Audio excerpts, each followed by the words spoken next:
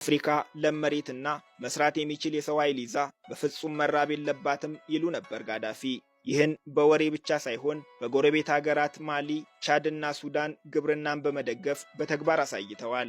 አፍሪካ በአንድ ጠንካራ የመገበያያ ገንዘብ እንድትገበያይ የአፍሪካ ማዕከላዊ ባንክና በአፍሪካ የሚካሄዱ ልማቶችን የሚያግዝ የኢንቨስትመንት ባንክም እንዲቋቋም አስፈላጊውን ጥናት ሁሉ አስደርገው ነበር። ሊቢያ ዓለማችን ላይ ትልቁን ሰው ሰራሽ ወንዝ የገነባች ሀገር ናትና ይህንን ልምዷን ተጠቅማ ተመሳሳይ የውሃ እጥረት ወዳለባቸውና ድርቅ ወደሚያጠቃቸው የአካባቢው ሀገራት ይህንን ፕሮጀክት ለማስፋትም እቅድ ነበራቸው።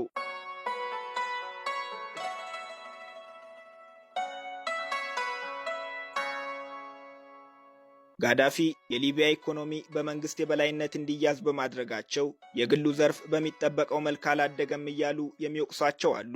መንግስት ለሁሉም ዜጎች ቤት ገንብቶ ለመስጠት ከፍተኛ ቁርጠኝነት የነበረውና ይህንንም በተግባር ያረጋገጠ ቢሆንም በጋዳፊ ዘመንም ቢሆን የግል ቤት ያልነበራቸው ሊቢያውያን ነበሩ። የአገሪቱ ገቢ በዋናነት በነዳጅ ሀብቷ ላይ ብቻ የተንጠለጠለ እንዲሆን አድርገዋል። ሌሎች የገቢ አማራጮችን ማስፋት አልቻሉም እያሉ የሚወቅሷቸውም አሉ።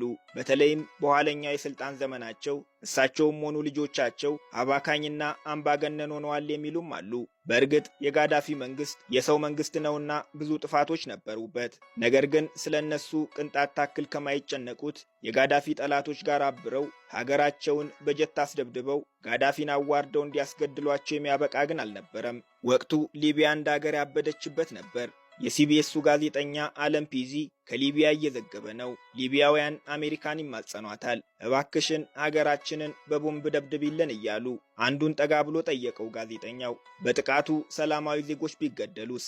የሊቢያዊው ምላሽ ያስደነግጥ ነበር። What happens if they kill innocent people? Don't care if this is Shahid.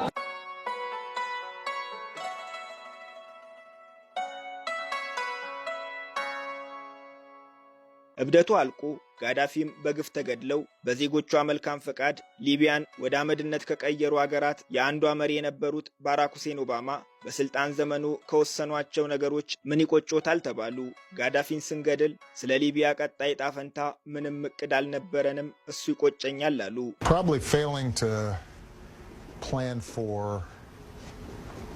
the day after what I think was the right thing to do in intervening in Libya. እውነታውን ፊት ለፊት ሲያፈርጡ ዲፕሎማሲያዊ ጭንብል የማያጠልቁት ዶናልድ ትራምፕ አሜሪካ ጋዳፊንና ሳዳም ሁሴንን የምትገድልበት ምንም ምክንያት አልነበራትም ብለው ያምናሉ። ከፈረሰችው ሊቢያ ይልቅ ጋዳፊ የነበሩባት ሊቢያ በስንት ጣዕሟ አሉ። የሲኤንኤኑ ጋዜጠኛ በአደባባይ ሊያሳጣቸው የሰብአዊ መብት ጉዳይስ አለ። ትራምፕ መለሱ፣ ዛሬ ሊቢያውያን ሰብአዊ መብታቸው እየተከበረላቸው ነው ብለህ ታስባለህ? ጭራሽ እኮ ከድጥ ወደ ማጡን የከተትናቸው። The world would be better off with Saddam Hussein 100%. And Gaddafi in power. 100%. Now, as far as Assad is concerned, what about the human rights abuses? Let's talk about, well, you don't think they're happening now? They're worse now than they ever were. People are getting their heads chopped off. They're being drowned.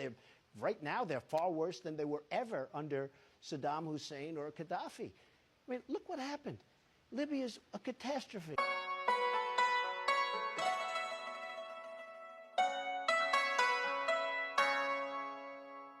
ከበርገርና ከፒዛ አንዱን ምረጪ ቢሏት ከበርገሩ ገምጬ ፒዛውን እንዳለችው መራጭ በተንደላቀቀ ሕይወት ላይ ዲሞክራሲን መከናነብ ያማራቸው ሊቢያውያን ዲሞክራሲን አውርድ ብለው ቅንጦታቸውን ጥለውታል። ዛሬ ላይ ያኔ ቅንጦት ዘመን ቢያንስ በቅርቡ እንደገና እንደማያገኙት እርግጠኞች ናቸው። እየየም ሲደላ ነውና የዛሬ ምኞታቸው በሕይወት መቆየት ነው። እሱም በጎበዝ አለቆች በጎ ፈቃድ ላይ የተመሰረተ ነው።